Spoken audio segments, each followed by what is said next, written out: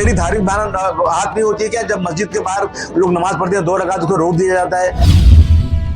अरे फिर आपसे कह रहा हूँ, आप क्यों बार बार कह रहे हैं मेरे से? मैंने कोई गलत बात बोली नहीं, उसको आप तोड़ मोड़ के क्यों बता रहे हो? वारी संदर्भात वादग्रस्त विधान केल्यामुळे सपा नेते अबू आझमींवर टीकेची झोड उठली। वारीमुळे रस्त्यावर ट्रॅफिक जाम होतो, त्याबाबत आम्ही मुस्लिम बांधवांनी कधी तक्रार केली नाही असं वादग्रस्त विधान अबू आझमींनी केले। यावरून विरोधकांसह सत्ताधाऱ्यांनी अबू आझमींचा चांगला समाचार घेतलाय।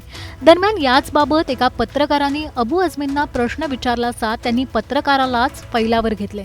अबू आझमीन नेमकं काय म्हणालेत आणि त्यांनी पत्रकाराला कसं झापलं पाहूया। के बाहर नमाज नहीं पढ़ सकते। देखिए, मस्जिद के बाहर अभी मैं आज आ रहा था, देखिए हम किसी की शिकायत नहीं कर रहे हैं। हम अपने हिंदू भाइयों के साथ कदम से कदम मिलाकर, कंधे से कंधा मिलाकर चलते हैं। आज तक कभी किसी मुसलमान ने ये शिकायत नहीं किया कि सड़क पर त्यौहार क्यों मनाया जाता है। लेकिन आज अगर मस्जिद भर जाती है तो लोग मजबूरन, कुछ मस्जिदों में, हर मस्जिद में भी नहीं, बाहर 5-10 मिनट के लिए नमाज़ पढ़ने आते हैं। लेकिन उसके लिए यूपी के सीएम कहते हैं कि अगर आप जो है बाहर नमाज पढ़ोगे तो आपका पासपोर्ट कैंसिल कर दिया जाएगा और आपका ड्राइविंग लाइसेंस भी कैंसिल कर दिया जाएगा। मैं आ रहा था अगर पूना से, तो मुझे लोगों ने कहा कि पालकी जाने वाली है, जल्दी जाएंगे नहीं तो फिर रास्ता जाम हो जाएगा। रास्ता जाम हो रहा है, हमने कभी मना नहीं किया। लेकिन हमारी मस्जिद, हमारी नमाज के लिए, यानी ये जानबूझ करके ना इस देश में मुसलमानों के लिए ज़मीन तंग की जा रही है। बधाई को लेकर बयान दिया था, उस पर अब अलग अलग प्रतिक्रिया आ रही है। ये कहा जा रहा है कि आपने विवादित बयान दिया है और माफी मांगनी चाहिए। देखिए, ऐसा है कि मैं कभी भी किसी धर्म के खिलाफ बयान गलत दे ही नहीं सकता हूँ। मेरी बात को अगर कोई यहाँ वहाँ करके बताए तो मेरी इसमें क्या गलती है?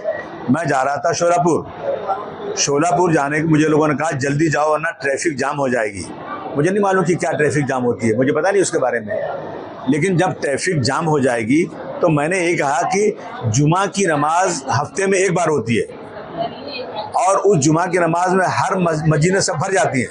कुछ मस्जिदें छोटी हैं जहाँ लोग नमाज पढ़ने के लिए मस्जिद के बाहर आ जाते हैं, कंपाउंड में जाते हैं। कभी कभी आगे बाहर भी लोग नमाज पढ़ते हैं, वो भी 10 मिनट 15 मिनट के लिए।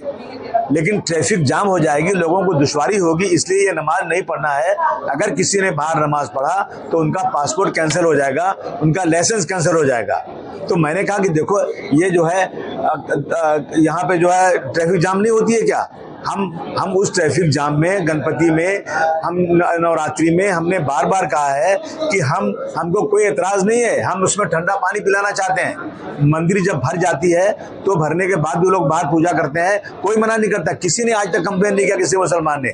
हम अपने हिंदू भाइयों को इस में धूप में खड़े हैं, अगर वो गणपति में जा रहे हैं, नवरात्रि में जा रहे हैं और कहीं भी कुछ ऐसा फंक्शन का, हम उनको शरबत पिलाना चाहते हैं, ठंडा पानी पिला के भाईचारगी बढ़ाना चाहते हैं, नफरत को ख़त्म करना चाहते हैं।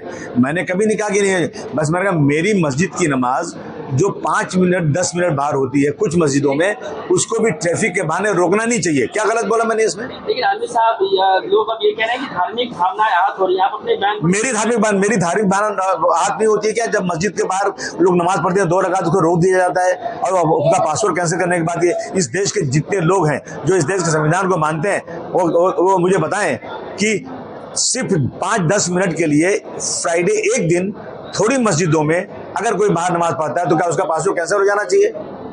इसका जवाब मुझे दे देना चाहिए। सर, आप अपने बयान पर मैंने कोई बयान गलत नहीं दिया तो वापस ले क्यों लूंगा? मैंने कोई उसका अर्थ कोई गलत निकाले, मैंने कोई गलत बयान नहीं दिया। मैं कभी गलत बयान नहीं दे सकता हूँ। मैं किसी धर्म के खिलाफ नहीं हूँ, मैंने कोई गलत बात नहीं बोला है। बयान वापस नहीं लेते। अरे फिर आपसे कह रहा हूँ, आप क्यों बार बार कह रहे हैं मेरे से? आप, मैंने कोई गलत बात बोली नहीं, उसको आप तोड़ मोड़ के क्यों बता रहे हो? आलमी साहब, एक सवाल ये भी है, हिंदी भाषा को लेकर एमएनएस का जो है वो प्रोटेस्ट चल रहा है। 3 भाषा लैंग्वेज पॉलिसी को सरकार ने जो है अप्रूवल दिया हुआ है। एमएनएस जो प्रोटेस्ट कर रही है उसको लेकर आप क्या कहेंगे? यानी ये लोग जो चाहे करें, उनको कुछ, उन पे कोई बंधन नहीं है। यहाँ पे महाराष्ट्र में मराठी भाषा लाजिम है, मराठी भाषा का रिस्पेक्ट होना चाहिए, सबको मराठी बोलना चाहिए, मराठी सीखना चाहिए। लेकिन उसके बाद इंग्लिश भाषा को लिया गया है। तीसरी भाषा कौन सी लिया हम? क्या गुजराती ले क्या महाराष्ट्र में?